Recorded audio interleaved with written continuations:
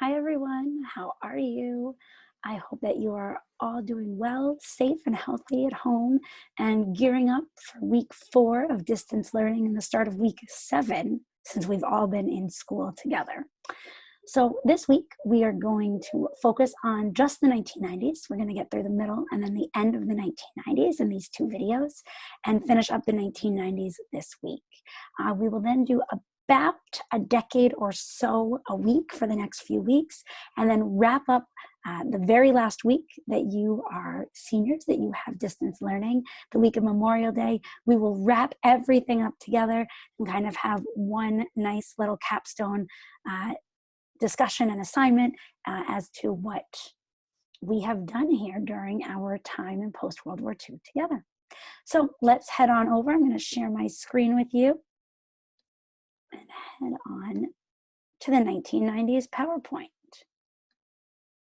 Click present there. I'll minimize myself. All right. Are you ready? This first video is going to be rather short. The second video will be a little bit longer. But we are starting in April of 1992. The government of the Yugoslav Republic of Bosnia-Herzegovina declared its independence from Yugoslavia. And that, again, was in April of 1992. Well, over the next several years, there was a major war fought. It is known as the Bosnian War, and it lasted from 1992 until 1995, during which Bosnian Serb forces targeted both Bosniak, for Bosnian Muslim, and Croatian civilians. So they targeted the Bosniaks and the Croatians in order, with the sole purpose of killing as many of them as they could. This resulted in the deaths of about 100,000 people by 1995 in 3 years.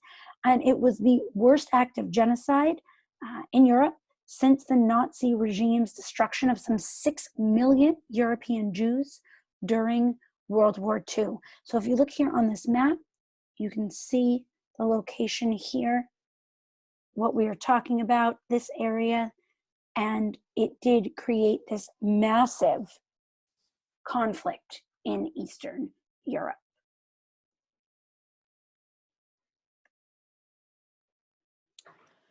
Then on February 26th, 1993, the World Trade Center was bombed.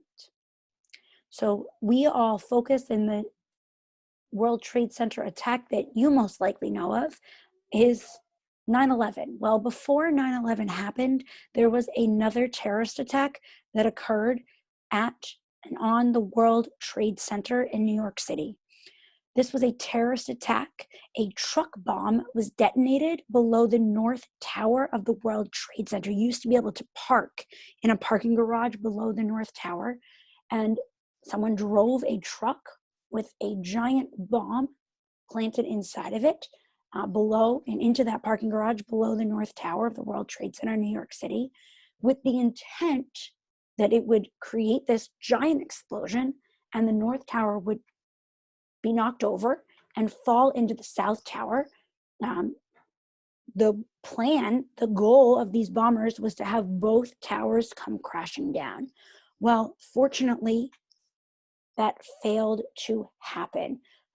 The bomb exploded in that truck underneath the North Tower, and it did cause people to die. 6 people were killed, thousands of people were injured when this happened, but fortunately, the towers did not come crashing down. So who did this to us?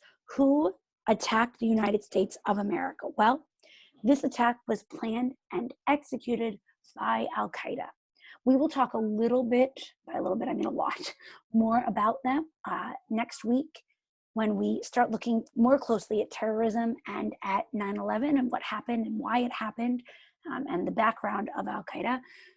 But at the time that this attack occurred, it was one of the earlier attacks by Al-Qaeda and definitely one that surprised people in the United States. Several of the attackers were convicted in a New York City court in 1997, a federal New York City court, and the planner of the attack is currently serving 2 consecutive life sentences at a super max prison.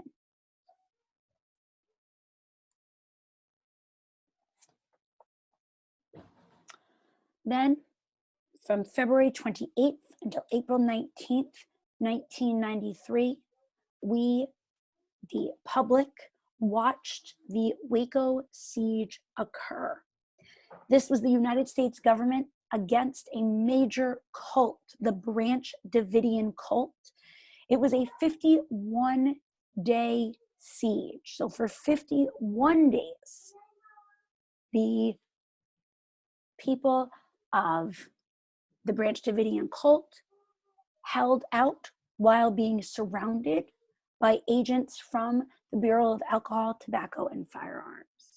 And at the end of that 51-day siege, the compound was raided by agents from the ATF, and a gun battle ensued. It followed this raid, and 4 agents and 76 cult members died. Those 76 cult members did include 20 children, 2 pregnant women, and the leader of the cult, a man named David Koresh. He was the person the ATF agents were trying to arrest from the beginning. There have been many reports that the Branch Davidians were illegally stockpiling weapons. And so the ATF went to arrest him for that illegal stockpile of weapons. After this raid, 11 people were arrested. It was a very controversial event. People watched this every single day. I remember it occurring. I was only 8 years old at the time, and not even, I was 7.5 years old. And I remember very clearly seeing this on the news at night. It was something that the entire United States watched. Every night we'd turn on the news and see what had happened at Waco during the day. So when this raid occurred, there was a lot of controversy surrounding it. As I said, 76 people were killed, the cult members, and that included those 20 children. So that was very controversial that that had occurred. It is also then cited as a catalyst for the Oklahoma City bombing, which we will talk about in the next video. And with that, it doesn't happen until 1995, but one of the major reasons cited for that bombing is because of the government's actions in Waco. Then on September 13th, 1993, 15 years after the last major agreement, the Camp David Accords, the Oslo Accord was signed, also known just as Oslo I. It was an attempt in 1993 to set up a framework that would lead to the resolution of the ongoing Israeli-Palestinian conflict. It was the very first face-to-face agreement between the government of Israel and the PLO, the Palestinian Liberation Organization, and was largely orchestrated by United States President Bill Clinton. The 2 leaders at the time were Yasser Arafat. He was the chairman of the PLO, and Yitzhak Rabin was the prime minister of Israel. At this point, with the signing of the Oslo I Accord, the PLO formally recognized Israel. This is the first time it said, yes, Israel is a country. It is a country that deserves to exist. And negotiation and diplomacy became the official policy of the PLO after this accord was signed. The PLO was originally founded in 1964. Its main purpose when it was founded was to liberate Palestine through armed struggle. Its entire purpose was to try to destroy Israel using violence, using armed struggle. But in 1993, with the signing of the Oslo I Accord, they changed their goal and they say, you know what, we still have goals. We still would like statehood. The PLO still wants to fight for a state of Palestine, but instead of armed struggle, negotiation and diplomacy became their official policy.